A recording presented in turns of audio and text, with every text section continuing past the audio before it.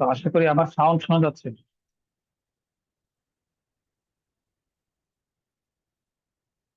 Sound ওকে? একজন kindly reply দিবেন, sound ওকে? Sound ওকে, একটু বেশি হইলে আর একটু বাড়াইতে পারলে ভালো হয়। একটু কম মনে হচ্ছে। সাউন্ড ঠিক আসতেছে। সাউন্ড কি আমার শোনা যাচ্ছে?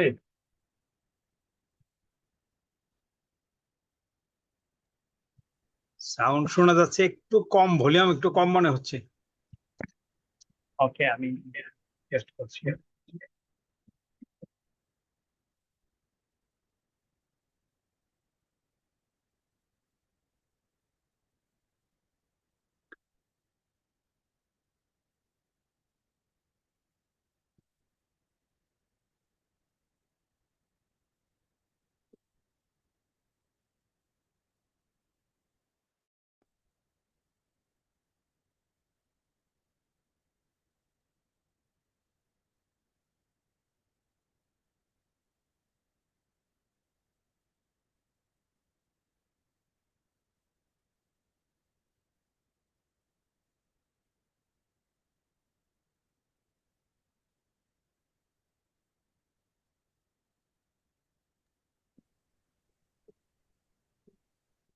যে আশা করি এবার শোনা যাচ্ছে।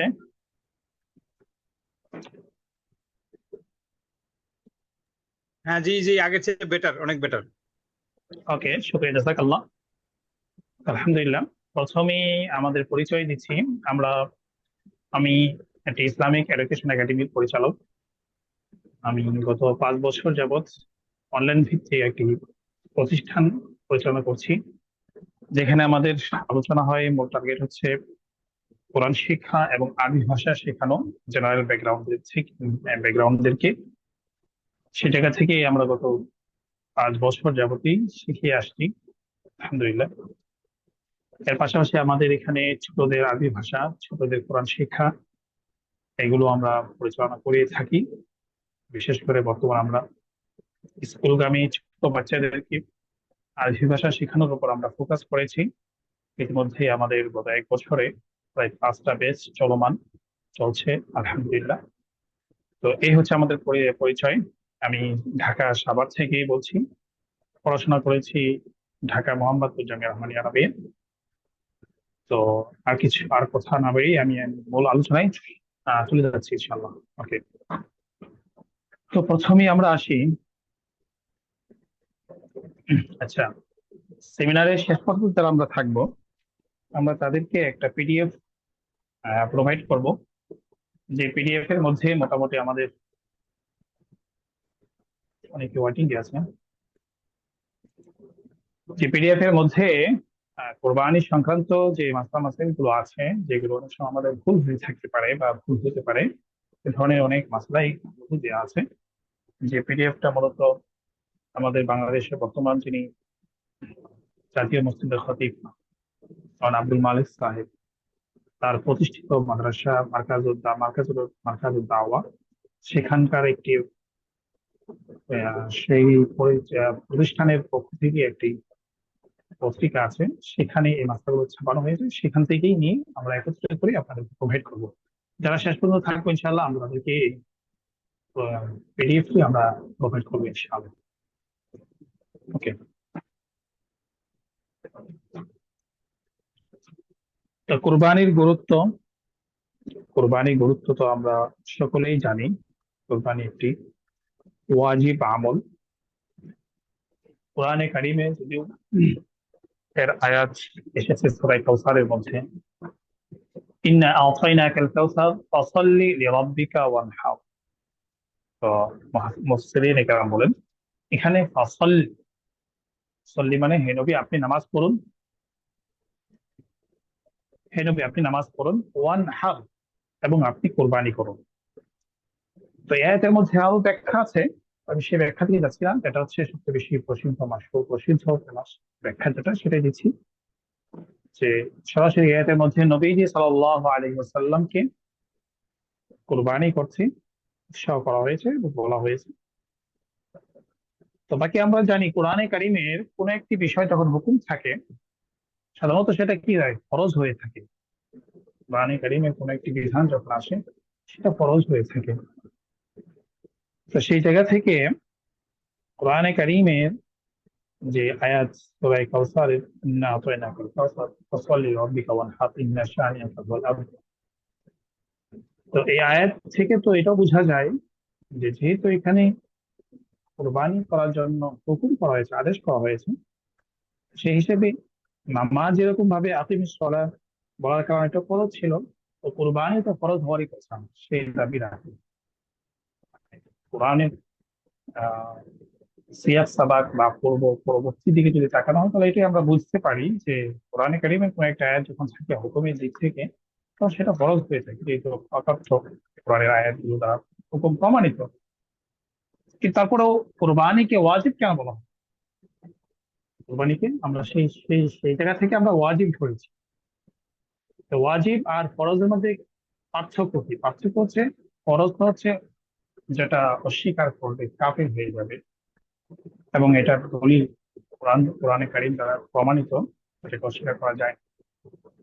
সেই জায়গা থেকে ওয়াজিবটা কিছুটা শিথিল থাকে, গুনাহ হয় না করলে। তো তাহলে কোরআনে কারিমের এই আয়াত থেকে ফরজ কেন হলো না? তো মুফাসসিরিনে কেরাম এর ব্যাখ্যা এইভাবে দিয়েছেন, এই আয়াতের মধ্যে সরাসরি আল্লাহ তাআলা নবীকে বলেছেন, সম্বোধন অ্যাপ্রোচ করেছেন নবীকে, ফাসাল্লি, নবী আপনি নামাজ পড়েন, ওয়ান হাফ, এবং আপনি কোরবানি করুন। তো এখন সরাসরি যখন এই আয়াতের মধ্যে নবীকেই সম্বোধন করা হয়েছে, এখন এই কুরবানি সরাসরি নবীর উপর ফরজ আর উম্মতের উপর ফরজ কি না, এ বিষয়ে কিছুটা ইখতিলাফ, দ্বিধা, দ্বন্দ্ব সৃষ্টি হয়েছে। তো এরপরে যখন আমরা হাদিসের দিকে যাই, হাদিসের মধ্যে পাওয়া যায় যে উম্মতকেও হাদিসের মধ্যে নবী সাল্লাল্লাহু আলাইহি ওয়াসাল্লাম কুরবানি করার জন্য আদেশ করেছেন। শুধু আদেশ নয়, বরং কুরবানি যে সামর্থ্য আছে, সে যদি কোরবানিতে না যায়, কোরবানি না করেন, তাহলে তাকে ঈদগাহে যেতেও নিষেধ করা হয়েছে। তাহলে এখান থেকে আমরা দেখতে পাই যে কোরআনে কারিমে আল্লাহ তাআলা সরাসরি নবীকে কোরবানি এবং ঈদের নামাজ পড়তে আদেশ করেছেন, অপরদিকে হাদিসের মধ্যে উম্মতকে আদেশ করেছেন। তো যার কারণে দুইটাকে যখন সমন্বয় করা হয়, তখন এই হুকুমটার মধ্যে আর ফরজ থাকে নাই, বরং হুকুমটা তখন ওয়াজিব পর্যায়ে চলে যায়। বাকি তারপরেও এটা আমাদের তাদের সমর্থন অবশ্যই করতে হবে। এটা হচ্ছে কোরবানির গুরুত্ব, একটি এমন আমল যে আমল নবীজি করেছেন, যেটা কোরআনে কারিমে সরাসরি নবীজিকে আল্লাহ তাআলা সম্বোধন করে বলেছেন। সেটা হচ্ছে সেই আমলটি আবার নবীজি উম্মতকে করতে বলেছেন, যা আমরা হাদিস দ্বারা প্রমাণিত, হাদিস আমরা পেয়েছি। আল্লাহ তাআলা স্বয়ং আল্লাহ তাআলা নিজেই কোরআনে কারিমে কোরবানি কথা উল্লেখ করেছেন। তা সেখানে সরাসরি আমরা কোরবানি শব্দ যেটা উল্লেখ করি, কোরবানি যেটা আমরা বুঝি, এটা আমরা উর্দু ভাষায় কিংবা ফার্সি ভাষায় সাধারণত এটা বেশি ব্যবহার হয় কোরবানি শব্দটা। বাকি আরবি ভাষায় এই শব্দটা উরবাতুন থেকে এসেছে, তার অর্থ হচ্ছে নৈকট্য, নৈকট্য প্রাপ্ত হওয়া, তাই আল্লাহ তাআলার নৈকট্য অর্জন করা। আর এই শব্দটা, কোরবানি শব্দটা, আমরা যদি শরীয়তে ইসলামীতে দেখি যে এটা কিভাবে ব্যবহার হয়েছে, তো কোরআনে কারিমে কোরবানি শব্দটাকে নসক হিসাবে ব্যবহার করেছেন, নসুক শব্দটা উল্লেখ করেছেন। যেমন কুল ইন্না সলাতি ওয়া নুসুকি ওয়া মাহইয়ায়া ওয়া মামাতি লিল্লাহি রাব্বিল আলামিন, এই নবী আপনি বলে দেন, নিশ্চয় আমার নামাজ, আমার কোরবানি, আমার জীবন, ওয়া মামাতি, এবং আমার মৃত্যু, সব আল্লাহর জন্য। এখানে আমরা যেটা বুঝতে পারি, কোরআনে কারিমে আল্লাহ তাআলা এটাকে নসক শব্দ হিসেবে উল্লেখ করেছেন। আবার আরেক জায়গায় আসছে ওয়ালিকুল্লি উম্মাতিন জাআলনা মানসাকান লিয়াযকুরুসমাল্লাহ, প্রত্যেক শরীয়তের জন্য আমি কিছু দিক নির্দেশনা দিয়েছি, যেগুলো দ্বারা সে আল্লাহ তাআলা জিকির করবে। তো নসুক শব্দ যদিও আমরা কোরবানির ক্ষেত্রে যেরকম ব্যবহার হয়, এটা আবার হজের ক্ষেত্রে ব্যবহার হয়, উমরা ক্ষেত্রেও ব্যবহার হয়। এজন্য আমরা দেখি যখন হজ করতে যান কেউ, উমরা করতে যান, তো তাদের একটা অ্যাপস অনেক সময় প্রয়োজন হয়, নসুক apps। নস- তো ওই শব্দটাই কখনো এটা হজের মধ্যে ব্যবহার করা হয়, ওইটা কোরবানির মধ্যে ব্যবহার হয়। তো কোরবানির ফজিলত এটা তো আমরা শুনেছি, হাদিসের মধ্যে নবী সাল্লাল্লাহু আলাইহি ওয়াসাল্লাম বলেছেন কাল কিয়ামতের ময়দানে এই যে আমি কোরবানি দিচ্ছি, এর রক্ত, শিং, হাড্ডি, এই সবগুলো আমার পক্ষে হয়ে সাক্ষী হয়ে থাকবে, আল্লাহ তাআলা তরফে সাক্ষী হবে। এই জন্য আমার কোরবানি যেন আল্লাহ তাআলার দরবারে পৌঁছে, সেজন্য আমার নিয়ত অবশ্যই খালেস করতে হবে, একমাত্র আল্লাহকে দেখানোর জন্য। বর্তমান ডিজিটাল ডিজিটাল যুগে যে একটা অবস্থা চলছে, যে কে কত বেশি দামে গরু কুরবানি করবে, আর এটা সে প্রচার করবে, আর মিডিয়ার সামনে সে প্রকাশ করবে, এটা হিড়িক চলছে, যেটা কখনো কাম্য না। যেহেতু কোরবানি একটা শুধুমাত্র আল্লাহ তাআলার জন্য, এখানে মানুষকে দেখিয়ে, মানুষকে দেখানোর জন্য না, সেজন্য এগুলো থেকে আমাদের বিরত থাকাই উচিত। যেন আমাদের কোরবানিটা সরাসরি আল্লাহ তাআলার জন্য হয়, আল্লাহ সন্তুষ্টের জন্য হয়, এই জিনিসটা আমাদের মাথায় রাখতে হবে।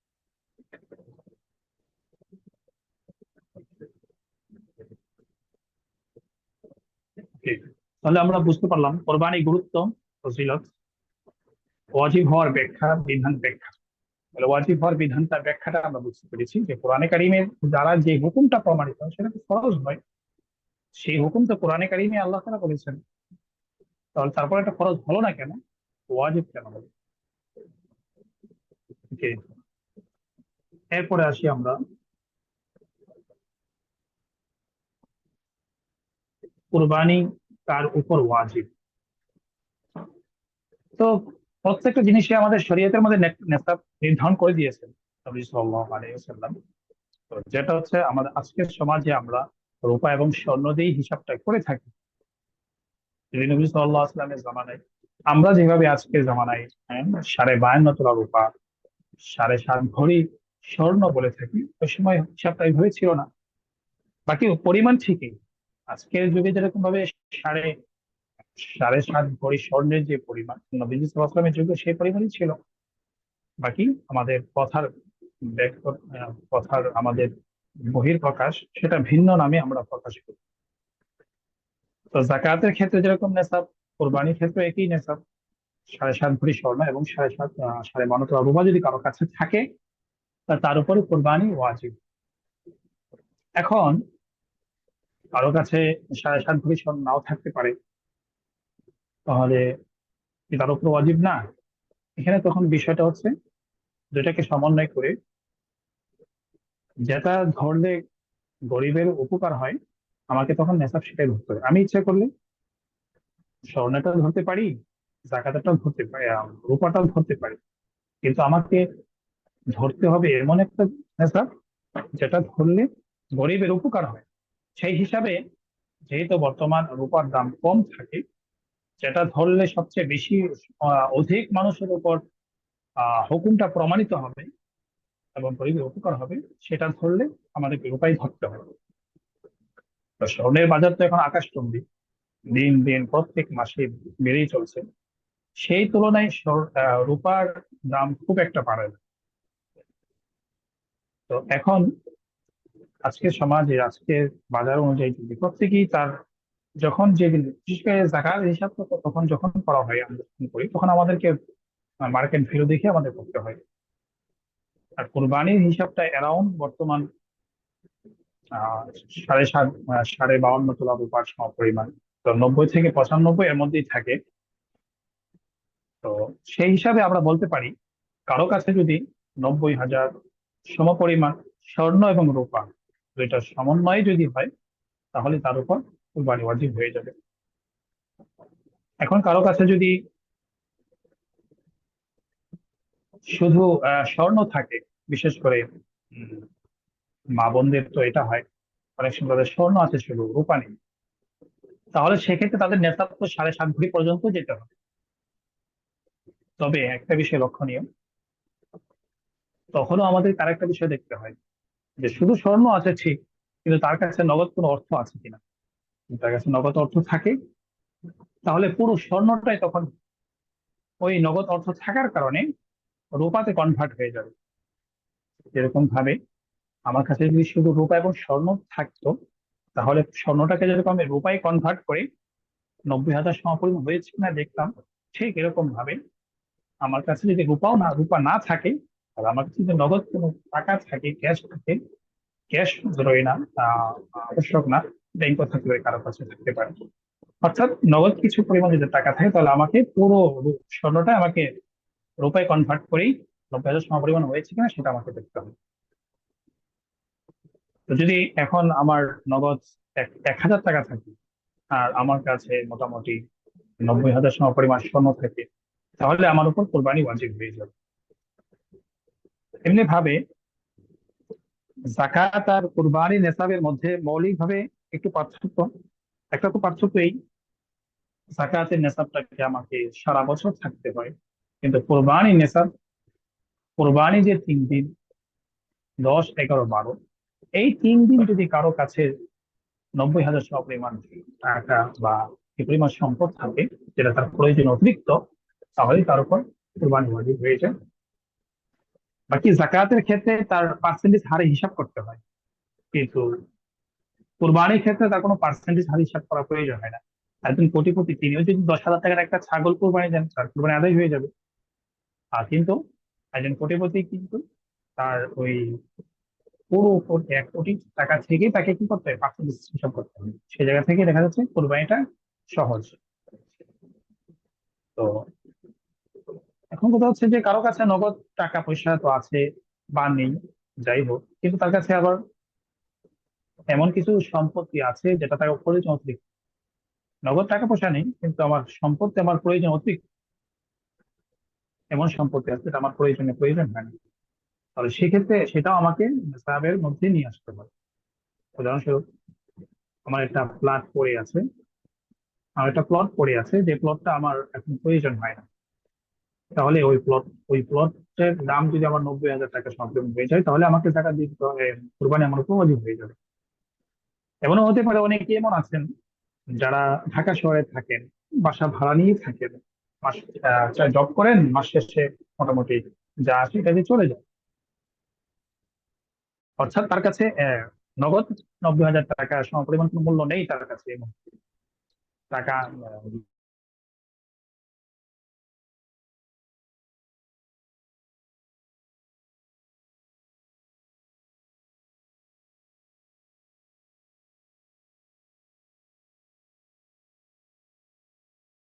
প্রত্যেক মাসে যে পরিমাণ টাকা আসে,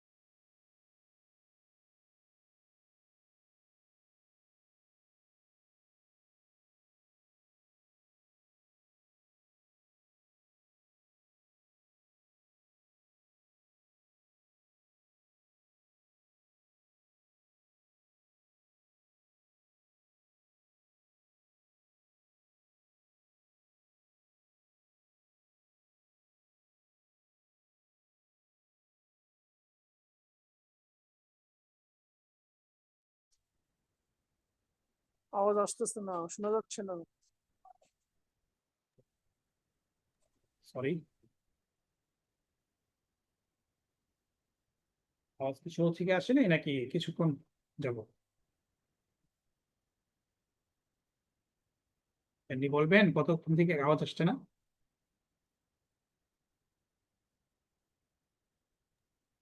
এখন শোনা যাচ্ছে এখন।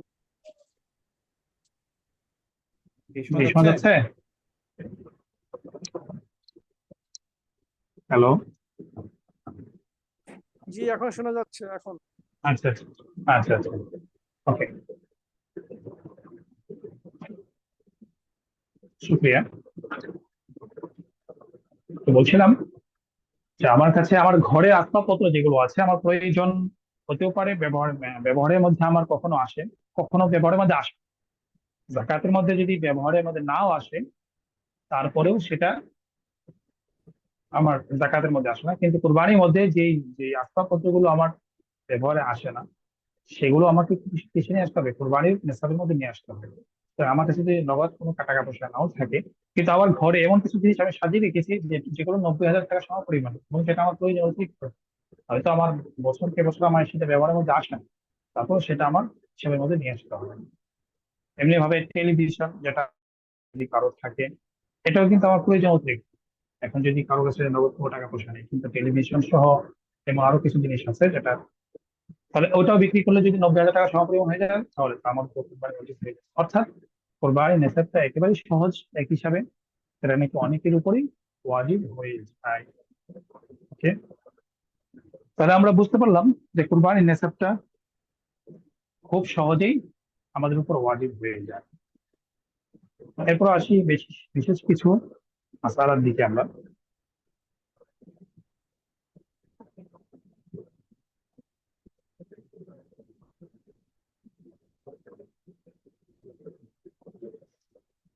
আমাদের অনেক সময় এমন হয়, আমরা একান্নভুক্ত পরিবার, আমাদের সমাজে অনেক সময় এটাই বেশি হয়, একান্নভুক্ত পরিবার। তো একান্নভুক্ত পরিবারের মধ্যে শুধু আমরা হিসাব নিই না যে কার কার উপর জাকাত খরচ হয়। তো এই বিষয়টা আমাদের লক্ষ্য রাখতে হবে। আমার ঘরের মধ্যে যদি, আমার বাসার মধ্যে অনেক সময় আমি যদি আহ এমন বয়সী হই, যে বয়সী আমার সন্তান আছে, সন্তান স্ত্রী আছে, বা অর্থাৎ একটা বড় পরিবার, তাহলে আমি অভিভাবক হিসাবে একটু খোঁজ খবর নেওয়া, যদি একান্নভুক্ত পরিবার হয়, কার কার উপর কোরবানি ওয়াজিব করছে। তো সেক্ষেত্রে এটা আমাদের লক্ষণীয় প্রথম, যে আমার সন্তান যিনি আছে, যিনি বালেগ হয়েছেন, প্রাপ্তবয়স্ক, তার উপর কোরবানি ওয়াজিব কিনা, তার নগদ টাকা পয়সা আছে কিনা, যেটা অনেক সময় হয়ে থাকে, তখন তাকে বলা তার কোরবানি আদায় করার জন্য। এখন পিতা হিসাবে সেটা আমাদের সমাজে আমরা করে দিই, ছেলের পক্ষ হয়ে যদি করে দিই, সেটা আমাদের আদায় হয়ে যায়। অনেক সময় আমি কোরবানি দিচ্ছি, তো আমার স্ত্রী, তার স্বর্ণ আছে, অলংকার আছে, এবং তার নগদ কিছু টাকা পয়সা আছে, এটাও হিসাবের মধ্যে আমরা হিসাব করে দেখি যে তার উপর কোরবানি ওয়াজিব। যদি তার উপর কোরবানি ওয়াজিব হয়, তাহলে তাকেও কোরবানি আদায় করতে হবে।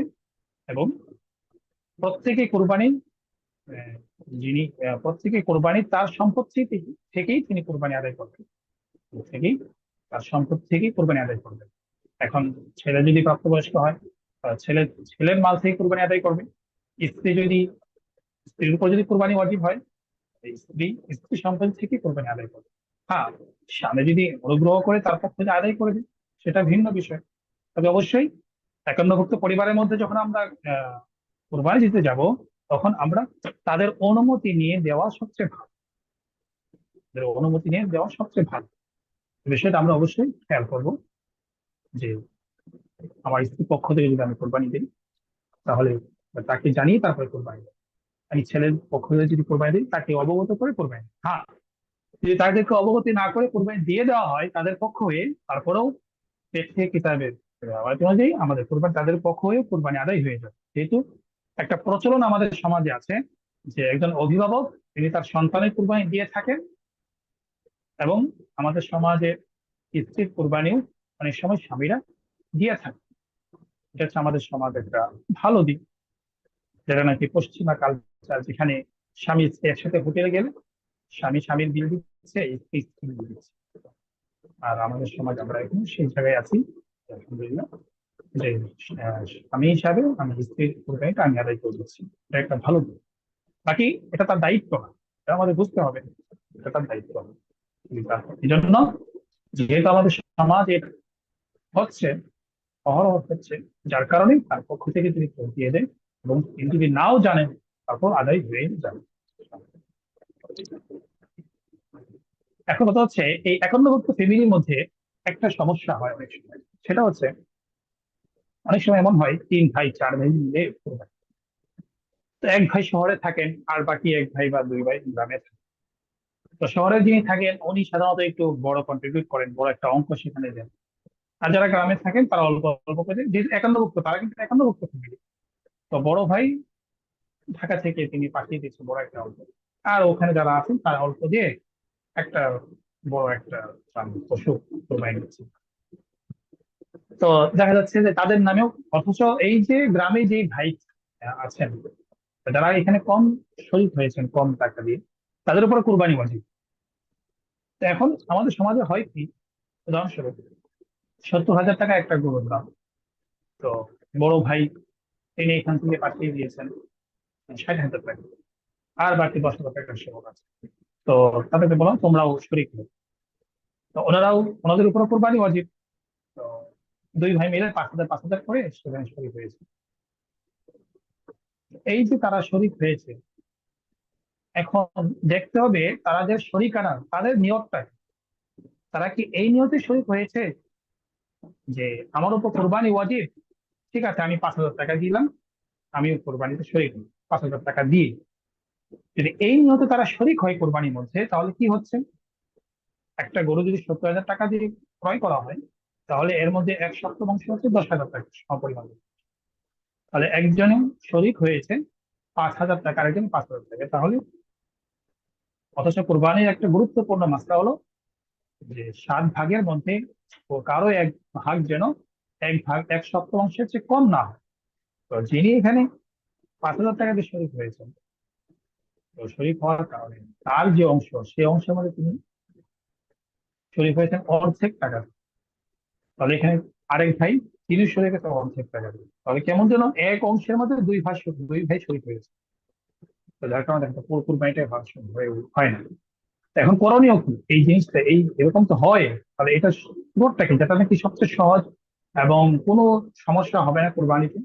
এটা হলো এই, বড় ভাই যখন এখানে টাকা পাঠাচ্ছে, তখন এখানে দেখতে হবে, তাদের আগে পরামর্শ করে নিতে হবে। আমাদের সমাজে সেটা আমাদের যেটা হয়ে থাকে যে আমরা পারিবারিক ভাবে আমাদের পরামর্শ করি খুব কম। রাসূল নবী সাল্লাল্লাহু আলাইহি ওয়াসাল্লাম বলেছেন তোমরা প্রত্যেক বিষয়ে পরামর্শ করো। এই জন্য পারিবারিক ভাবে পরামর্শগুলো করা দরকার, সেই কোরবানির সময়। তখন পরামর্শ করা যে এবার আমরা কত টাকা মূল্যের মধ্যেই সাধারণত আমরা কোরবানিটা দিতে পারবো বা দিব।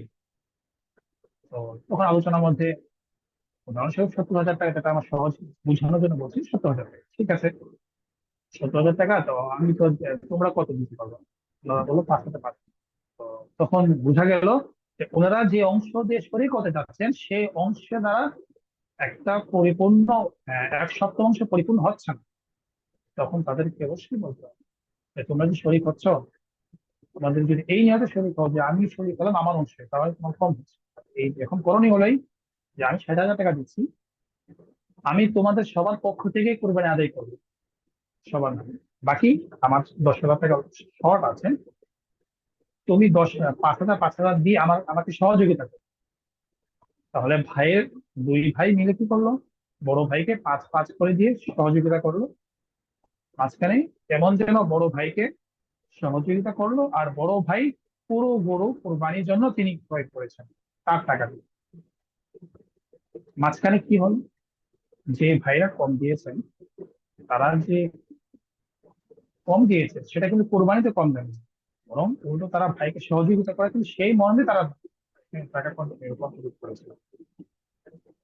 বাকি তাদেরও কোরবানি আদায় হয়ে যাচ্ছে, এবং তারা আরেকটা সওয়াব পাবে বড় ভাইকে সহযোগিতা করা। কারণ যেহেতু উনি বলেছেন যে, তোমাদের পক্ষ থেকে আমি কোরবানি আদায় করে দিচ্ছি। কেউ যদি কারো পক্ষ থেকে কোরবানি আদায় করে দেয়, সেটা আদায় হয়ে যাবে। সে তার পরিচিত হোক অপরিচিত হোক, আপনি একজন অপরিচিত লোক, তাকে বললেন যে ঠিক আছে আমি তোমার কোরবানি আদায় করবো, এই যে আমি তোমার টাকাটা দিয়ে দেবো। তবে এটা তো আদায় হয়ে যাবে, ঠিক আছে এখানে এটা আমি বলবো। অথবা এটা করা যেতে পারে, 70,000 টাকা আসছে, বড় ভাই তাদেরকে বলবে যে তোমাদের অংশে তো এত আসে, তা ঠিক আছে আমি তোমাদেরকে আরো 5,000 টাকা দিয়ে সহযোগিতা করবো। এরকম ভাবে ছোট ভাইকে দিতে আর এক ভাইকে দিকে 5,000, তা বললেই হয়ে যাবে, হাতে হাতে দেওয়া জরুরি না, কিন্তু আমাদের বলতে হবে। ইসলাম এটাই আমাদের শিক্ষা। তাদেরকে বলতে হবে যে, আমি তোমাকে 5,000 টাকা দিলাম আর তোমাকে 5,000 টাকা দিলাম, এভাবে দিয়ে তোমার অংশ আমি পরিপূর্ণ করে দিলাম। আবার আরেক ভাইকে বলা তোমাকে 5,000 টাকা দিলাম দিব, তোমার অংশ আমি পরিপূর্ণ করবো। তাহলে এখানে কি হলো, এই বড় ভাই বাকি ভাইদেরকে সহযোগিতা করে। আগে ছিল তারা বড় ভাইকে সহযোগিতা করেছে, আর এখন আর তারা সহযোগিতা হচ্ছে কোরবানিতে না, বরং তাকে সহযোগিতা করেছে তিনি যেন কোরবানিটা পরিপূর্ণ দিতে পারেন সেই হিসেবে। আর এখন বড় ভাই ছোট ভাইদেরকে সহযোগিতা করেছেন, তাদের নামে কোরবানি, তাদের হয়ে যে তারা কোরবানি দিচ্ছেন সেই জায়গা সহযোগিতা। আশা করি এখানে বিষয়টা আমাদের কিছুটা স্পষ্ট হয়েছে। যদি একটু আহ অনেকগুলো বিষয় এখানে চলে আসছে একসাথে।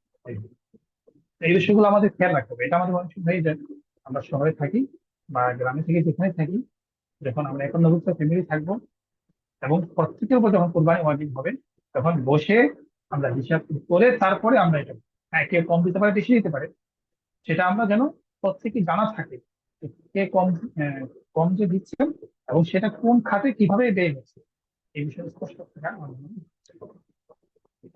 তারপর হচ্ছে যাদের উপর কোরবানি ওয়াজিব নয়, আমরা জানি যে যারা নাবালেগ তাদের উপর কোরবানি ওয়াজিব না, সে যতই সম্পদশালী হোক তার উপর কোরবানি ওয়াজিব হবে এইভাবে। যদি পাগল হয়, সুস্থ মস্তিষ্ক না হয়, তার উপরও কোরবানি ওয়াজিব না, সে যতই তিনি যতই ধন সম্পদের মালিক হন না কেন। এমনি ভাবে মুসাফিরের উপর কোরবানি ওয়াজিব। মুসাফির অর্থাৎ কোরবানি যে 3 দিন আছে, 10, 11, 12, 10, 11, 12, এই 3 দিন যদি কেউ সফর করে মুসাফির হন, তাহলে তার উপর কোরবানি ওয়াজিব। সেরকম ঢাকা থেকে কেউ চট্টগ্রাম গিয়েছে, ওই 3 দিন থাকবে 9 তারিখে, তার কোরবানি তো শুরু হয় 16 ফজর থেকে, অর্থাৎ 10 তারিখ আসার ফজরের আগেই তিনি চলে গেছেন কক্সবাজার, সেখানে 3 দিন 4 দিন 5 দিন থাকবে। অর্থাৎ মুসাফির সফরের দূরত্ব পরিমাণ সেখানে 15 দিন চেয়ে কম থাকবে, তাহলে সেখান থেকে তুমি তাহলে ওখানে চলে যাও, কারণ তুমি মুসাফির, তাহলে মুসাফির হওয়ার কারণে তুমি যেহেতু সমস্যা কোরবানি ওয়াজিব না। এখন কেউ যদি এই ট্যাক্সের টাকা বাঁচতে চাই তাহলে এটা তাদের মধ্যে কোরবানি থেকে বাঁচা সাপোর্ট করে, তাহলে এটা আল্লাহ দিচ্ছে, সেটা কোনো কিছু না। ঠিক যদি কেউ প্রকৃত পক্ষে সেরকম হতে পারে যে তুলনা করে কোনো কারণে তার কোনো একটা দুর্ঘটনা ঘটেছে, সেখানে তার যাওয়া যেতে হচ্ছে, তার বাড়ি কক্সবাজার, সফরের দূরত্ব হচ্ছে 78 কিলো, 78 কিলো, এই পরিমাণ দূরত্ব যদি কেউ সফর করে, তাহলে তার উপর তিনি মুসাফির হয়ে যান। যদি যেখানে তিনি যাচ্ছেন সেটা যদি তার বাড়ি না হয়, বাড়িতে পৌঁছার সাথে সাথে আবার মুকিম হয়ে যাবেন। তো যাই হোক, তো এখন কোনো কারণে দুর্ঘটনার কারণে তিনি চলে যাচ্ছেন, এই মুহূর্তে কোরবানি দেওয়া সম্ভব না, পুরো ফ্যামিলি তিনি চলে যাচ্ছেন ওখানে তাদেরকে দেখাশোনার কোনো কারণে, তাহলে সেক্ষেত্রে হতে পারে, তাহলে তাদের উপর কোরবানি ওয়াজিব 3-4 দিন যদি সেখানে থাকে, অর্থাৎ এই 3 দিন যদি চলে যায়, তাহলে তাদের উপর কোরবানি ওয়াজিব হবে না। দরিদ্র ব্যক্তির উপর কোরবানি, তো যদি ওই 90,000 টাকা সম পরিমাণ, যেটা আমরা আগে বলেছিলাম, যদি এই কাছাকাছি যদি কেউ না থাকে, তাহলে তার উপর কোরবানি ওয়াজিব না। এখন দরিদ্র ব্যক্তি যদি এখন দরিদ্র ব্যক্তি যদি কোনো পশু ক্রয় করে ফেলে, তাহলে তার উপর আবার কোরবানি ওইটা দিতেই হবে, যদি এটা না হারিয়ে থাকে। কেউ যদি কারো উপর কোরবানি ওয়াজিব না, কিন্তু তিনি পশু ক্রয় করে ফেলেছেন কোরবানি নিয়ত, তাহলে অবশ্যই সেটা কোরবানি সেটাই দিতে হবে।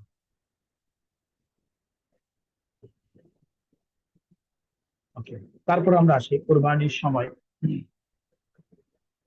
তো কোরবানির সময় তো হচ্ছে 10 থেকে 12, 10, 11, 12, এই 3 দিন, 3 দিন আমরা কোরবানি করতে পারি। 12 তারিখ জিলহজ মাসের 12 তারিখ সূর্যাস্ত পর্যন্ত। তো কোরবানিটা আদায় করতে হয় ঈদের নামাজ আদায় করার পর। ঈদের নামাজ আদায় করার পর থেকে নিয়ে 12 তারিখ সূর্যাস্ত পর্যন্ত। এখন কোনো কারণে যদি কোনোদিন কোনো এমন হয় যে ঈদের নামাজ আর পড়া যাচ্ছে না, বৃষ্টি বা যে কোনো কারণে, তাহলে সেক্ষেত্রে ঈদের নামাজ না পড়েও কোরবানি করা যাবে। মানে যতটুকু সময় সাধারণত ঈদের জামাত পড়া হয়, এই সময় অতিক্রম হওয়ার পরে কেউ যদি চায়, তাহলে কোরবানি করতে পারবে, ঈদের জামাত পরে পরে দিলে চলবে। যেভাবে কোরবানি যদি দ্বিতীয় দিন করতে চায় সেটা করতে পারে।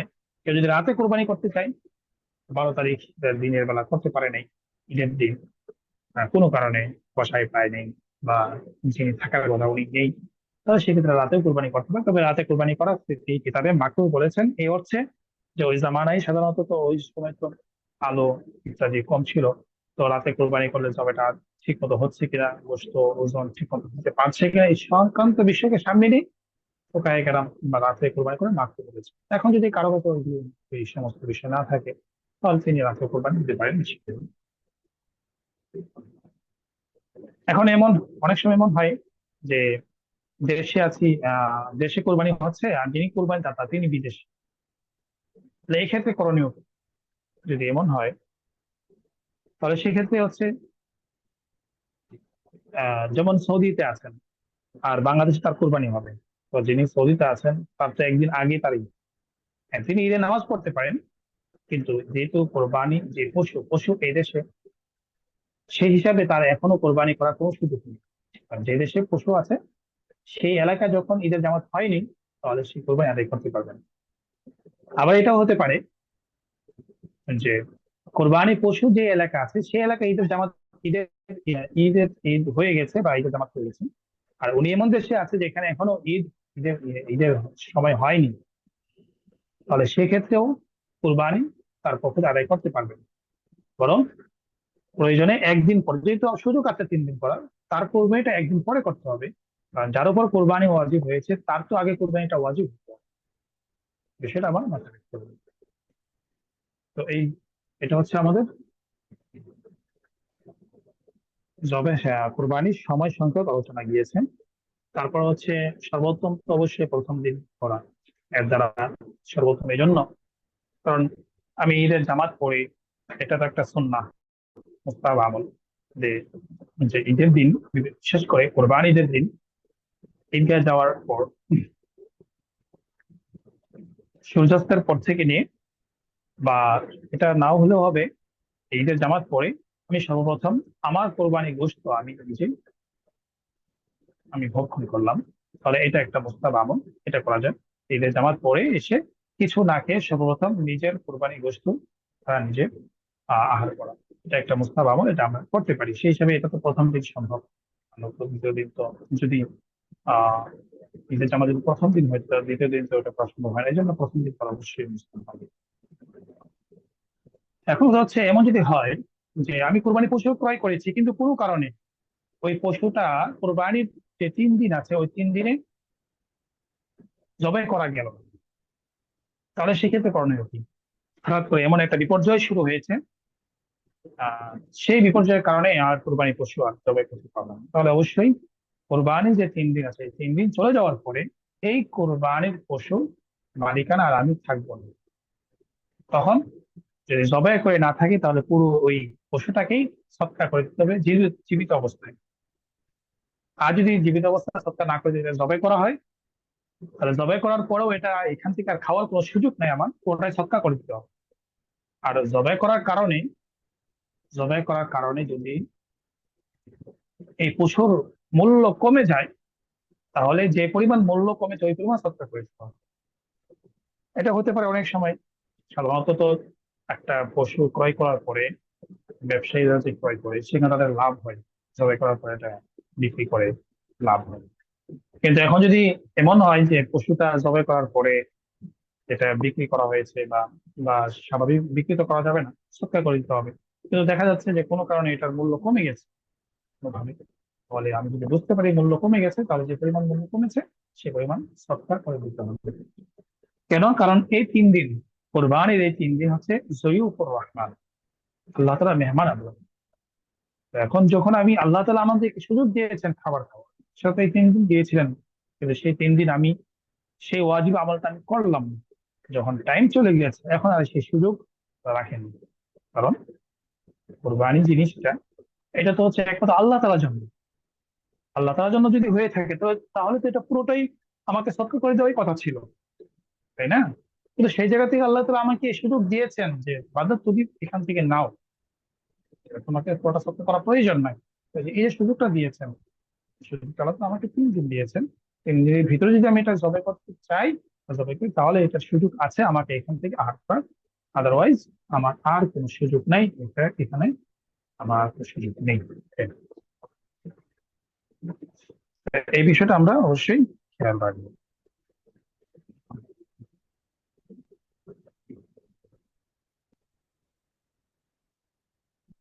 এরপরে আমরা আসি, কোরবানি বয়সটা আমরা জানি যে উটের ক্ষেত্রে 5 বছর, গরু মহিষ 2 বছর, ছাগল 1 বছর। তো ওটে 5 বছর, গরু মহিষ 2 বছর, এই যে বয়স সীমাটা এটা এমন যে এটাতে চন্দ্রমাস হিসাবে, চন্দ্রমাসে আমরা জানি প্রত্যেক বছর তো 10 দিন করে কমে কমে যায়। আহ, আর তো সেই হিসাবে এটা অবশ্যই মনে রাখতে হবে যে আরবি মাস হিসাবে যদি কেউ আমাদের সাধারণত আমরা তো ইংলিশটাই বেশি খোঁজ রাখি। তো যিনি এটা বিক্রি করছেন তার অবশ্যই মাথায় রাখতে হবে এটা যেন কম 2 বছরের আগে কোনোভাবেই কোরবানির জন্য বিক্রি না করা হয়। আর আমরা যারা ক্রয় করতে যাচ্ছি, এখন আমাদের বুঝার উপায় সেটা তো আমরা এখন বর্তমান ডাক্তাররা বলে থাকেন যে গরু পশুর দাঁত পড়া মানে হচ্ছে, গরুর দাঁত পড়া মানে হচ্ছে এটা 2 বছর হয়ে গেছে, ছাগলের দাঁত পড়া মানে হচ্ছে এটা 1 বছর হয়ে গেছে। তো যেহেতু এটা একটা অথেন্টিক সোর্স, এই জন্য এটাকে বিশ্বাস করে এবং যিনি বিক্রি করছেন তার কথা বিশ্বাস করে যদি আমি ক্রয় করি, আশা করি আমার কোরবানি হয়ে যাবে। এখন যদি তিনি যদি কম 1 বছর হচ্ছে কম হয়, 2 বছর হচ্ছে কম হয়, এটা যিনি বিক্রি করছেন মিথ্যা বলে তা এটা দায়বদ্ধ হবে।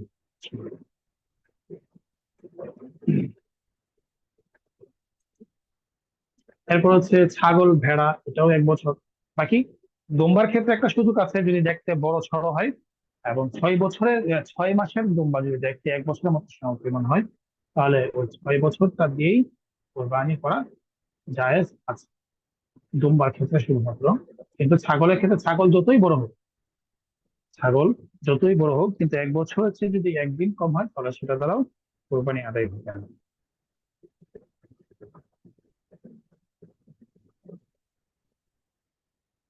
এরপরে আসি পশুতে শরীকানা সংখ্যা।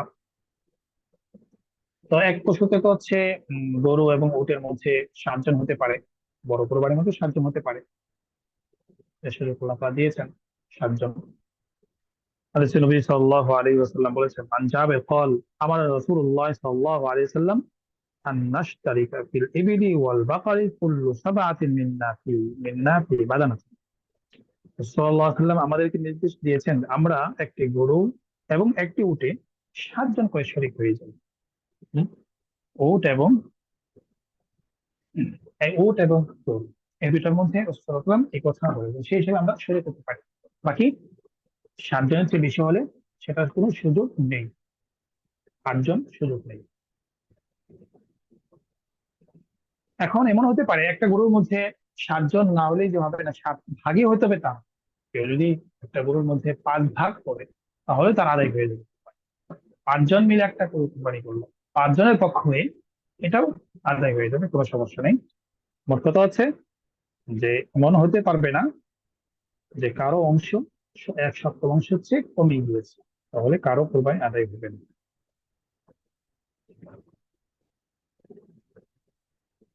এরপরে কোরবানি পশুতে আকিকা অংশগ্রহণ করতে পারবে কিনা, এটা একটা প্রসিদ্ধ মাসালা।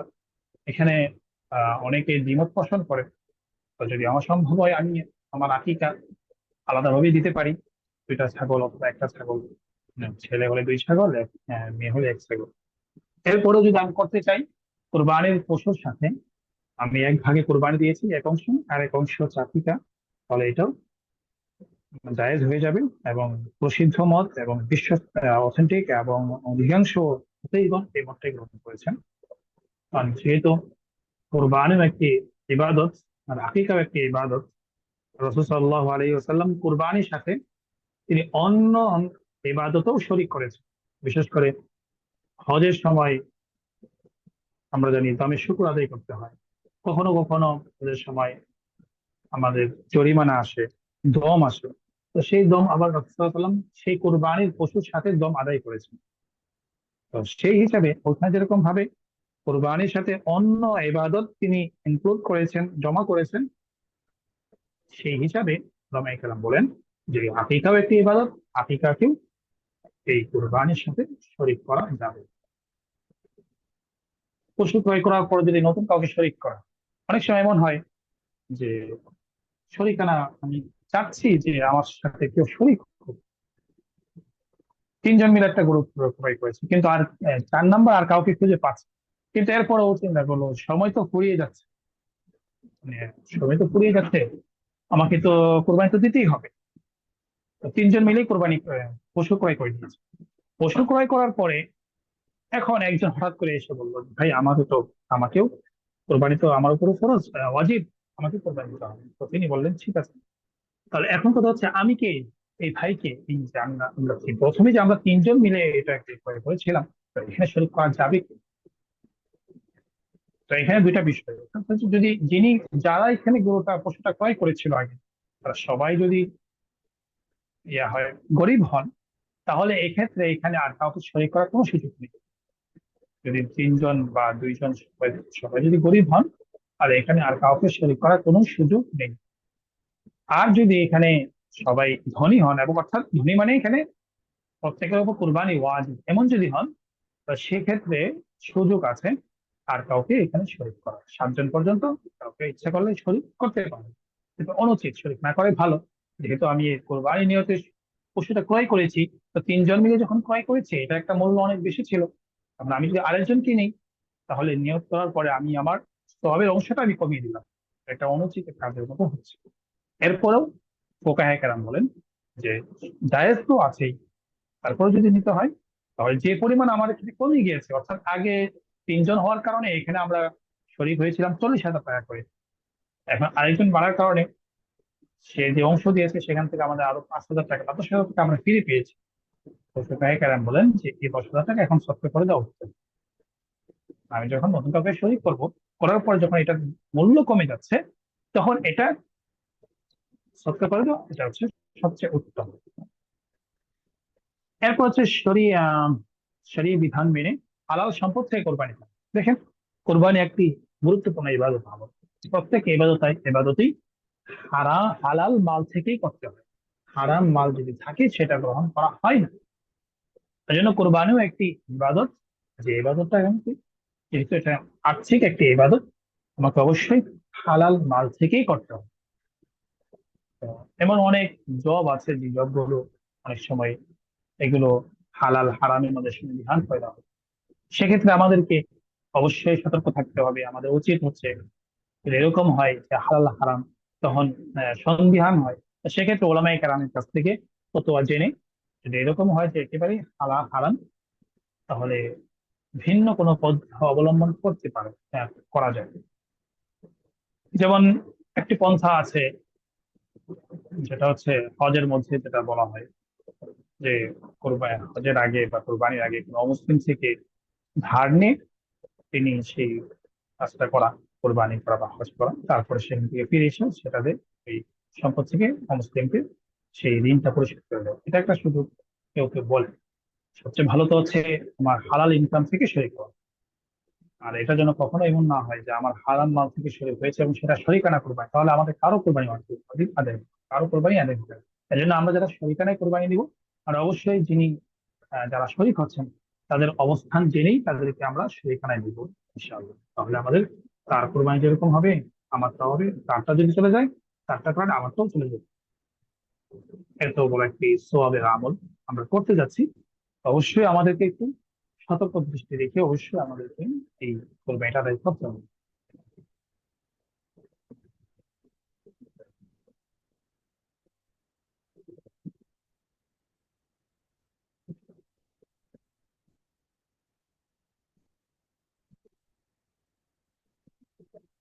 আচ্ছা, তারপরে তো আমরা কিছু পশু আছে যেগুলো দ্বারা আমাদের কোরবানি দিলে আদায় হবে না কোরবানি। এর মধ্যে তাদের উপর কোরবানি ওয়াজিব না, সেটা আমরা বলেছি নাবালেগ, তারপরে পাগল, মুসাফির কোরবানি ওয়াজিব না। এরপর ত্রুটিযুক্ত কিছু পশু আছে যেগুলো হচ্ছে গ্রহণযোগ্য না, এর মধ্যে রুগ্ন, অসুস্থ। তো এমন অসুস্থ যে অসুস্থতার কারণে সে জবের স্থান পর্যন্ত হেঁটে যেতে পারে না। যদি এমন অসুস্থ হয় যে সে হাঁটতে পারে না, জবের স্থান পর্যন্ত সে হেঁটে যেতে পারে না, একেবারে দুর্বল শুকনো, তাহলে এই পশু দ্বারা কোরবানি আদায় হবে না। এরপর হচ্ছে দাঁত না থাকে, যদি এমন হয় যে কোনো পশুর দাঁতই নেই, হ্যাঁ, অথবা এত বেশি দাঁত পড়ে গেছে যে সে ঘাস খাদ্য ইত্যাদি চিনে সে খেতে পারে না, তাহলে এই পশু দ্বারা কোরবানি আদায় হবে না। একেবারে দাঁত না থাকা, কিংবা এই পরিমাণ দাঁত পড়ে গিয়েছে যে সেই দাঁত দিয়ে আর সে খেতে পারে না কোনো কিছু চাবি, তাহলে তার দ্বারাও কোরবানি আদায় হবে না। শিং ভাঙা, এই বিষয়টা আমাদের লক্ষণীয়। এখানে দুইটা বিষয়, শিং ভাঙা, সব শিং ভাঙা দিয়ে কোরবানি হবে না বিষয়টা এরকম না।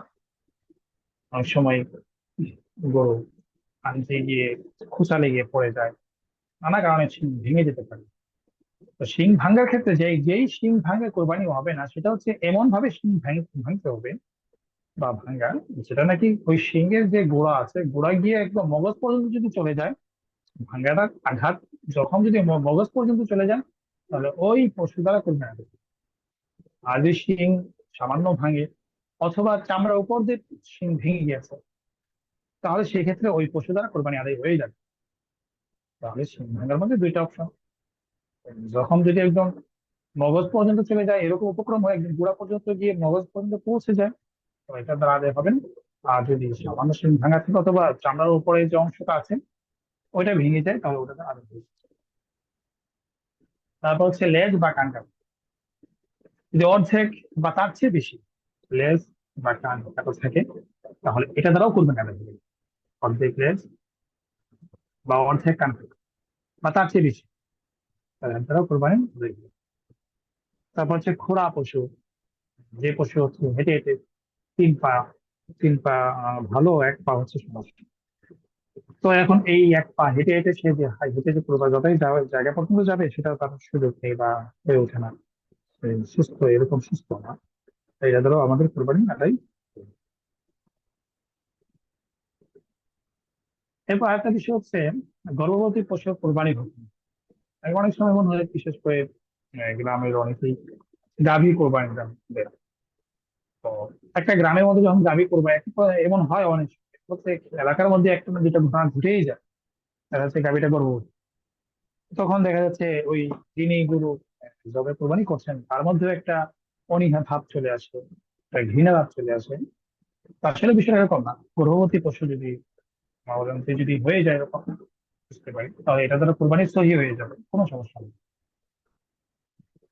এবং জবাই করার পরে যদি বাচ্চা বের হয়ে আসে জীবিত, কেউ কেউ বলেছেন ওই জীবিত বাচ্চাকেও কোরবানি করে দেওয়া, আর কেউ কেউ বলেছেন সৎকার করে দেওয়া।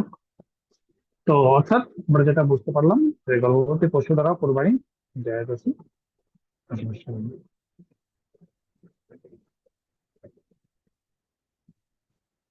আর যদি এমন হয় যে একেবারে প্রসবের সন্নিকটে, প্রসবের সন্নিকটে আমি বুঝতে পারছি, এক্ষেত্রে এই ধরনের পশু জবাই না করা, বরং জবাই করা এটা মাকরুহ হয়ে যাবে।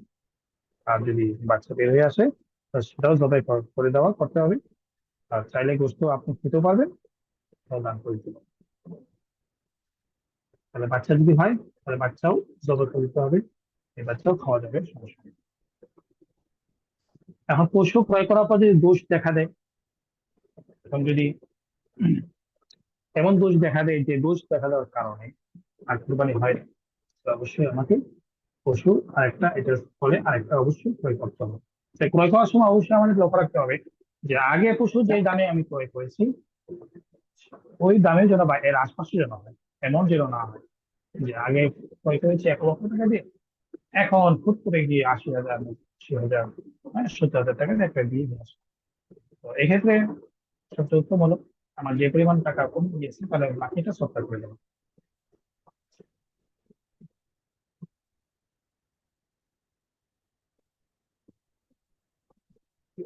এখন এরপর হচ্ছে জবের মাসলা।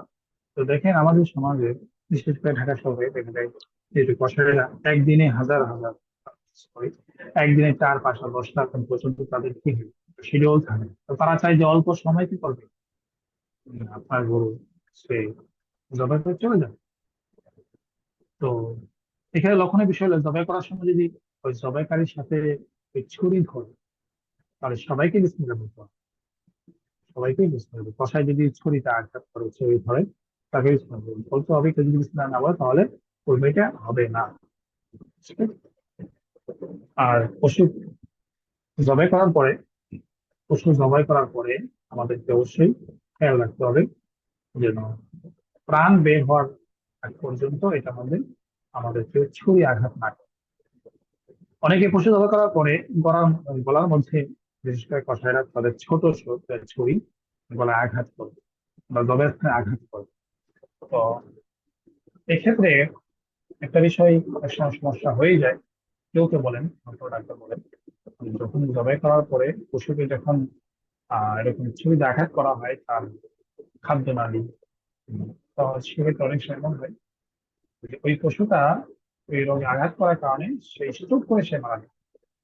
তাহলে এখানে আমরা জবাই দিয়েছি, জবাই দেওয়ার পরে স্বাভাবিকভাবেই তার অপ্রয়োজনীয় যে রক্তগুলো আছে শরীরে, যেটা খারাপ না, সে রক্তকে স্বাভাবিকভাবে বের দেয়।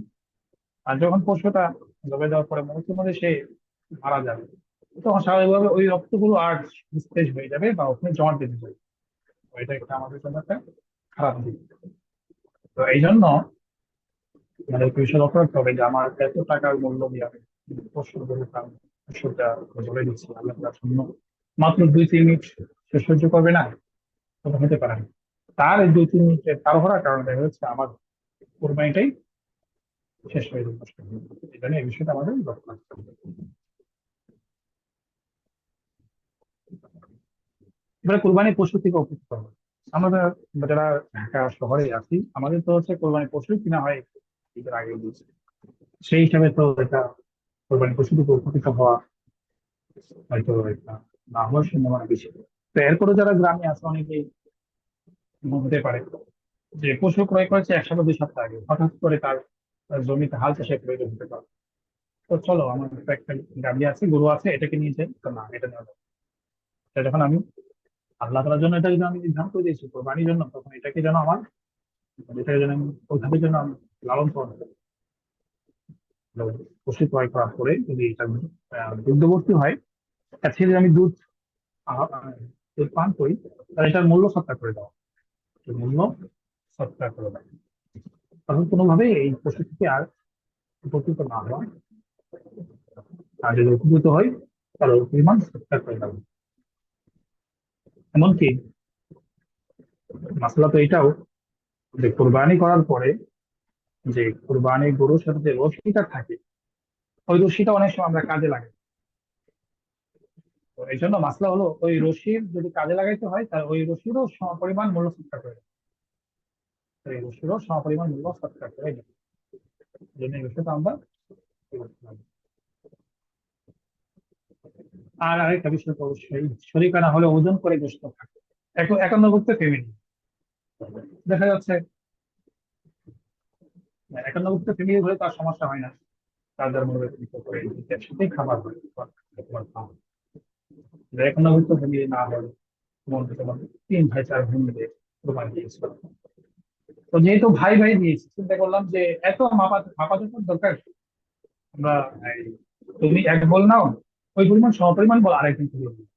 অর্থাৎ আমরা একটা অনুমান করি, যে অনুমানটা আমরা আহ, বল দিয়ে বা সেটা ওজন ছাড়াই আমরা সহজে সহজে আমরা সহজ কাজটা শুরু করার জন্য আমরা এটা করি। এটা করা যায়। এটা ঠিক না, এবং এক্ষেত্রে কোরবানি অসুবিধা হয়ে যেতে পারে। এই জন্য ওজন করার পরে অবশ্যই কোরবানি করার পরে অবশ্যই আমরা যদি আমাদের একান্নভুক্ত তৈরি না হয়, এবারে যদি ভাগ করি, আর যেভাবেই ভাগ করি আমরা অবশ্যই সেই ভাগটা যেন ওজন দেয়। 3 ভাগ করা তো উত্তম।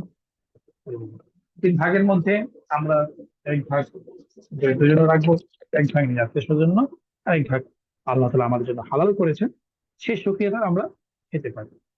সেই মূল তো কথা বলা, মূল তো বলা হয় যে, মূলত বলা হয় যে কোরবানির পশু খাওয়া, খাওয়ার নিয়তে না করা, এটাই মূল। এরপরেও আমরা যে কোরবানির পশু থেকে আল্লাহ তাআলা আমাদেরকে যে রিজিক দিয়েছেন, যখন এটা খাচ্ছি, তখন আমাদের এই বিষয়টা মাথায় আনতে হবে, ওই কনসেপ্টে খেতে পারি যে আল্লাহ তাআলা আমাকে এই নিয়ামত ভোগ ভোগ করার সুযোগ দিয়েছেন, আমি সেই নিয়তে আমি এটা ভোগ করছি, এই নিয়তে আমি কোরবানি গোশত আহার করতে পারি।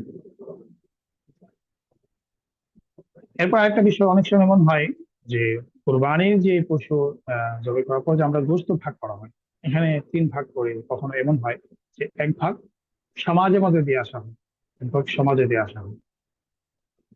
তো পরবর্তীতে সমাজ কি করে, সবার গোশত আবার একত্রিত করে, যারা গোশত দিয়েছে তাদেরকে যেরকম দেয়, যারা গোশত দিয়েছে অর্থাৎ যারা কোরবানি দিয়েছে তাদের বাড়িতেও পাঠায়, আবার যারা কোরবানি দেয় নাই তাদের বাড়িতে পাঠায়। তো এই ধরনের কাজ আমাদের দ্বারা যেন না হয়, এটা ঠিক। এই জন্য গোশত যদি আমাকে এই 3 ভাগের 1 ভাগ বা আমি আমার মতো করে আমি আমার পরিবার বা আমার যারা আছে নিকট তাদেরকে যদি দিতে হয়, তাহলে আমি ব্যক্তিগতভাবে তাদেরকে দিই। সমাজে দিয়ে সমাজের পক্ষ থেকে আনুষ্ঠানিক ভাবে দেওয়া এটা ঠিক না। এটা এই জন্য ঠিক না, কারণ কোরবানি করা একটি গুরুত্বপূর্ণ আমল, কিন্তু কাউকে দেওয়া এটা তো জরুরি না। আপনি ইচ্ছা করলে পুরো গরু আপনি নিজে খেতে পারেন, আপনার পরিবার সবাই খেতে পারেন। এটা আপনার অন্যকে দেওয়া এটা জরুরি না, আবশ্যক। কিন্তু যখন এটা একটা বাধ্যবাধকতা করা হবে যে এই সমাজের মধ্যে প্রত্যেক যারা কুরবানিতে প্রত্যেকে 5 কেজি করে গোশত পাঠাতে হবে, বা দেখা যাচ্ছে যে এখানে অনেকেই স্বেচ্ছায় সে এখানে কুরবানি দিতে চাচ্ছে না, সে স্বেচ্ছায় এখানে শুরু করতে চাচ্ছে না। বরং মানুষ কি বলবে না বলবে এই দিকে লক্ষ্য করে সে এখানে শরীক হয়েছে। এই জন্য আরেকজনের জিনিস তার অনুমতি ছাড়া, অনুমতি তো আছে বাকি, তার খুশি ছাড়া গ্রহণ করা এটা তো শরীয়তে নিষেধ করেছে। তো এতগুলো মানুষ দিচ্ছে, 50-60 জন এখানে শুরু করেছে, 1-2 জন তো অবশ্যই এমন আছে যারা চাপে পড়ে দিচ্ছে। তো এখন আমার ঘরে যে আবার সেই বস্তুগুলো আসছে, ওই এর মধ্যে তো ওই চাপে পড়া মানুষেরও একটা অংশ থাকতে পারে। এজন্য সমাজে এটা করছে, নিরুৎসাহ করা হয়েছে যদি নিতে হয় তাহলে আমি আমার মতো করে যাকে ইচ্ছা আমি তাকে দিতে পারি। আর আমাদের সমাজে এখন এই যে গোষ্ঠ 3 ভাগ করা, এই ভাগ করার মধ্যে আমরা শুধু মনে করি যে যারা গরিব তাদেরকে এখান থেকে এক অংশ দেওয়া, বরঞ্চ এখন যারা কুরবানি দিয়েছে আমার আত্মীয় স্বজন তাদেরকেও তো আমরা দিতে পারি। 3 ভাগের 1 ভাগ, 1 ভাগ তো গরিব আর 1 ভাগ আত্মীয় স্বজন, আমাদের এখন আত্মীয় স্বজনকে দেওয়া এটা কমে গেছে। তাই জন্য আত্মীয় স্বজন প্রত্যেকেই একজন দিবে আরেকজন দিবে এভাবে দেওয়া, তাহলে কি হবে? একটা সওয়াব হবে, এটা তো আত্মীয়তার সম্পর্ক বজায় রাখা হবে। হাদিয়া দেওয়া এটা সুন্নাহ, নিজের আত্মীয় স্বজনকে দেওয়া এটা সুন্নাহ। এই সুন্নত আমলটা আমরা করতে পারি, আমরাও দিব, তারাও দিবে, এভাবে একটা দেওয়ার মধ্যে থাকা, আত্মীয়তা বন্ধন সম্পর্ক বজায় রাখা। এরপর সর্বশেষ আসেন জবাই করার পরে, গোশত বন্টন করার পরে তারপর আসে চামড়ার মধ্যে। এবার শুধু আমাদের একটা বিষয় জানা দরকার যে গরুর যে অংশগুলো আছে এই কোনো একটি অংশ বিক্রি না করা। তো আমরা যেরকম ভাবে জানি যে গোশত বিক্রি করা যায় না, গোশত আমরা বিক্রি করিও না, তো ঠিক এরকম ভাবে চামড়াও বিক্রি না করা। বাকি এরপরও আমরা কি করি, চামড়া বিক্রি করে তারপর এটা গরিবদেরকে আমরা বন্টন করি।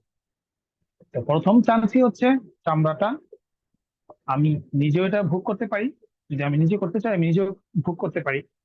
যদি চামড়া এটাকে প্রসেস করে আমি নিজের ব্যবহারের জন্য প্রয়োজন হয় আমি নিজে ব্যবহার করতে পারি, কোনো সমস্যা নেই। যদি নিজেদের এটাকে আমি যদি ইয়ে না করতে পারি, তাহলে প্রথম কাজ হচ্ছে সবচেয়ে উত্তম হলো চামড়াটা কাউকে দিয়ে দাও, হাদিয়া দিয়ে দাও। সে হাদিয়াটা আপনি গরিবকে দিতে পারেন, গরিবকে দিবেন। সেটা মাদ্রাসাও দিতে পারেন, যে সমস্ত যে মাদ্রাসা থেকে তারা এই চামড়া কানেকশন নিয়ে যায় তাদেরকে দিতে পারেন। হ্যাঁ, এখন হচ্ছে যদি আমি হাদিয়া দেওয়ার কোনো সুযোগ নাই, সেক্ষেত্রে তো চামড়াটা ফেলানো যাবে না। এক্ষেত্রে আপনাকে দ্বিতীয় দ্বিতীয় স্টেপ হচ্ছে আপনি এটা বিক্রি করে তারপরে মূল্যটা করতে পারেন। তো গোশত যেরকম ভাবে যদি কেউ বিক্রি করে, প্রথম কাজ তো বিক্রি করা যায় নাই, কিন্তু বিক্রি যদি কেউ করে গোশত, তাহলে এটা এই মানে গোশত যেরকম খাওয়া যায় ছিল, কিন্তু বিক্রি করার পরে এই বিক্রিত যে লব্ধ মূল্যটা, এটা আর আমার ভক্ষণ করার কোনো সুযোগ নেই, এটাকে এখন আমাকে দরিদ্রকে দেরি করবে।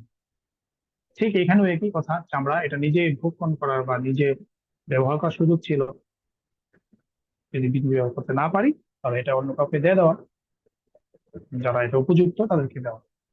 এখন যদি উপযুক্ত তাদেরকে না পাই তাহলে সেক্ষেত্রে হচ্ছে দ্বিতীয় ধাপে এটা বিক্রি করার দিকে দেওয়া। এই জন্য কিন্তু আমরা শুরু থেকে করি কি, এটাকে আমরা বিক্রি করার জন্য চিন্তা করি, বিক্রি না করে এটাকে দিয়ে দেওয়ার জন্য চেষ্টা করি।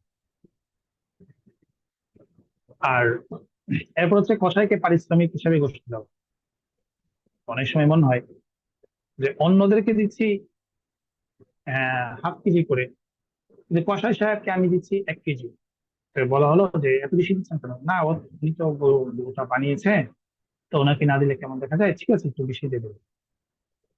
তাহলে এখানে যদি এটা এ নিয়তে হয় যে এদিকে একটু গোস্ত বেশি দিয়ে দিলাম আর কসাইকে বললাম যে একটু গোস্ত তোমাকে বেশি দিয়ে দিয়েছি, একটু টাকা 500 টাকা কম দিলাম, তাহলে এটা আমার জন্য নাজায়েজ হয়ে যাবে, এটা ঠিক হবে না। হ্যাঁ, এটা করতে পারি, যে তার মূল্য যত ছিল পারিশ্রমিক, একটা গরুর প্রতি 2,000 বা 3,000 যে পরিমাণ ছিল ওটা আমি দিয়েছি তাকে। দেওয়ার পরে হচ্ছে আমি স্বেচ্ছায় তাকে একটু বেশি দিতে পারি, সেটা ভিন্ন বিষয়। কিন্তু প্রথম চান্সে যদি আমি পারিশ্রমিক হিসাবে তাকে দিই তাহলে সেটা নাজায়েজ হয়ে যাবে। এরকম ভাবে একজনের গরু জবাই দিয়েছে, এখন গরু জবাই দিয়েছে, তা গরু জবাই দেওয়ার পরে যদি তাকে তার মূল্য দিতে চাই তাকে দিয়ে দিতে পারি, পারিশ্রমিক হিসেবে কিছু দিতে চাই, হাদিয়া দিতে চাই, দিতে পারি। কিন্তু পারিশ্রমিক হিসেবে হাদিয়া দিই নেই, কিন্তু পরবর্তীতে তাকে আমি গোশত দিয়ে দিয়েছি এবং আমি নিজে নিজে ধরে নিয়েছি যে উনি গরুটা জবাই করে দিয়েছে, ঠিক আছে ওনাকে ওই গোশত দিয়ে আসুন। এটা কেমন যেন ওই জবের বিনিময়ে হয়ে যাচ্ছে, এটাও ঠিক না। কারণ যদি জবাইকারীকে দিতে হয় তার পারিশ্রমিক হিসেবে তার মূল্য দিয়ে দেওয়া। আর যদি তাকে পারিশ্রমিক মূল্য না দেওয়া হয়, শুধু গোশত দিতে হয়, তো সেটা যেন হাদিয়া হিসাবে দেওয়া হয়। ওই জবাই করার কারণে অতিরিক্ত কিছু পাওয়ার আশায় তাকে সেটা না। তো এটা তো আগে বলা হয়েছে পশু নিষিদ্ধ হওয়ার আগে।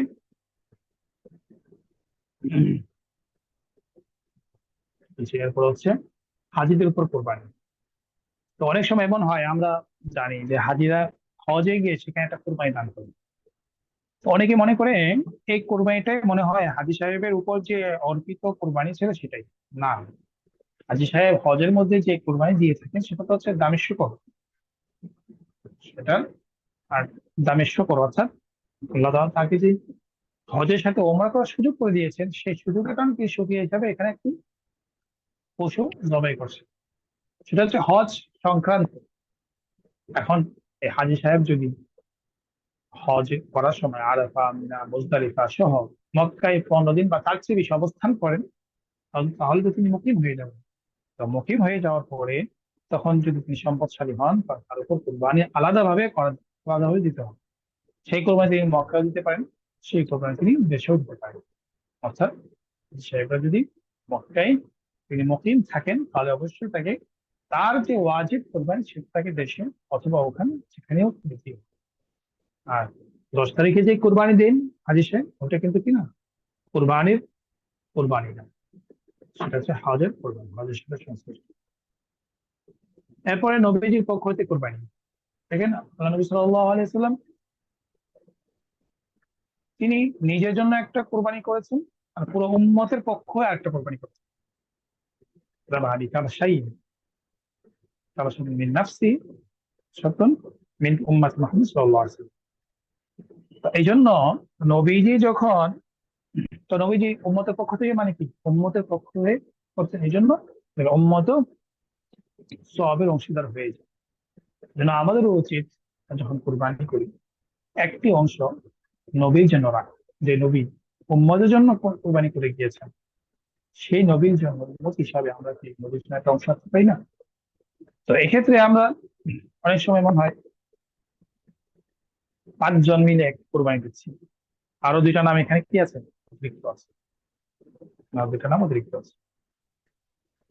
তো সেক্ষেত্রে আমরা 5 জন মিলেই ওই যে আরো 2টার মধ্যে যে কোনো একটা নাম আমরা নিতে পারি এবং সবাই মিলে অংশগ্রহণ করে সেই অথবা 6 জন মিলে কোরবানি করছে, আরেকটি নাম বাকি আছে।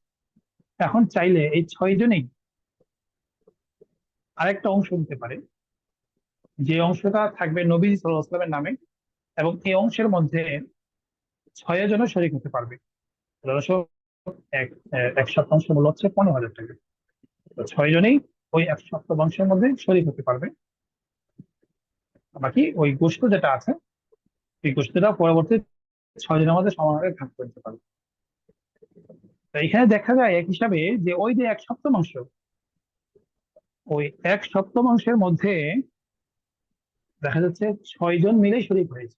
তাহলে কেমন যেন এমন হলো না যে 1/7 মধ্যে একের অধিক শরীক হওয়া। কারণ কি আগে আমরা বলছি না যে বিষয়টা হলো এই যে নফল কুরবানির মধ্যে বিশেষ করে নবী সাল্লাল্লাহু আলাইহি সাল্লামের নামে কেউ যদি কোরবানি দিতে চায়, তাহলে সেক্ষেত্রে নফল হিসাবে এখানে এক নামের মধ্যে একাধিক ব্যক্তি শরীক, এই একটা বিষয়। আর এখানে সমস্যা আরেকটা না হওয়ার কারণ হলো যে এখানে যে 6 জন শরীক হয়েছে প্রত্যেকের অংশে 1/7 কিন্তু আছেই। বাকি যে 1/7 মধ্যে শরিক হচ্ছেন, সেটা 1/7 থেকে আরো বেশি হচ্ছে, সেই হিসাবে শরিক হচ্ছে। মূল মাসলা হচ্ছে এমন ভাবে শরিক না হওয়া যে 1/7 চেয়ে কমে যায়, এরকম যেন না হয়। যে এখন যদি কোনো শরীরের মধ্যে 1/7 চেয়ে বেশি হয়, সেটা তার দূষণীয় হয়। যেমন 4 জনে মিলে কোরবানি দিচ্ছে, তো 4 জনে মিলে যদি কোরবানি দেয়, একটা গরুতে 7 জন হতে পারে, সেখানে তো 4 জন হচ্ছে।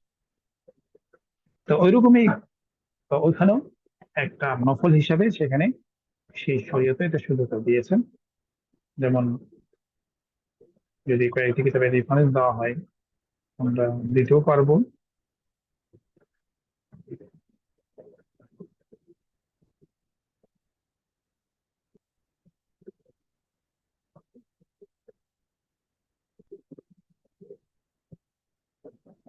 اذبحوا عنه وعنكم صح الكل استحسانا لقصد القربة من القرب।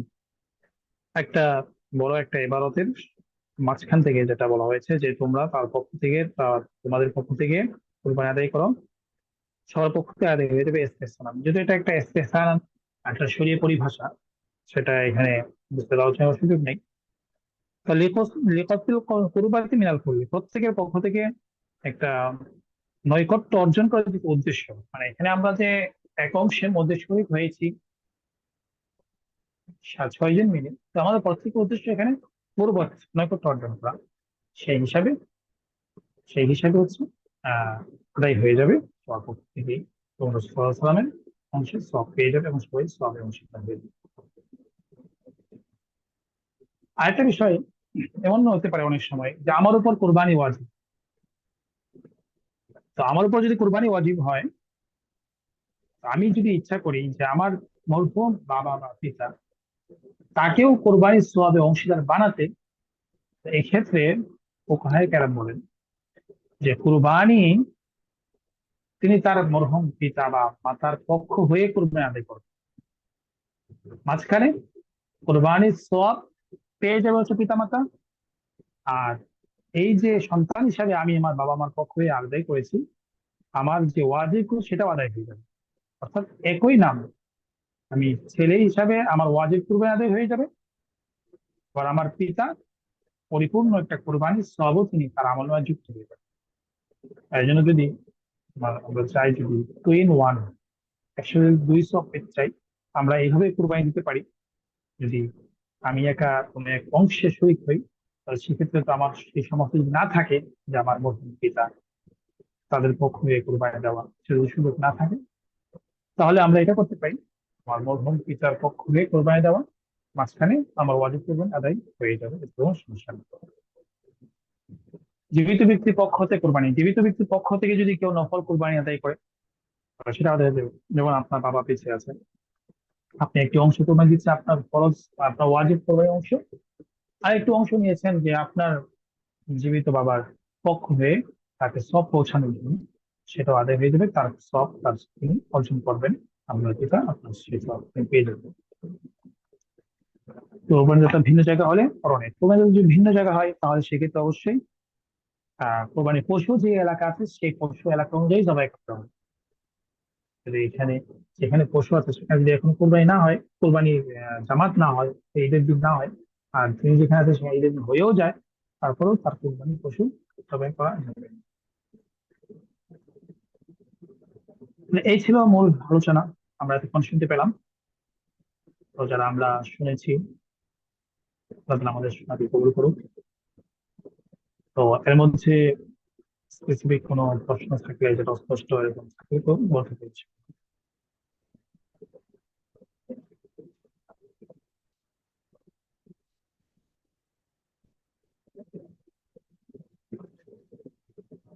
ওকে, তাহলে আমাদের কারো প্রশ্ন নাই। যদি কোনো প্রশ্ন হয়, ইনশাল্লাহ আমাদের যে গ্রুপ আছে, গ্রুপে আপনারা দিতে পারেন ইনশাল্লাহ।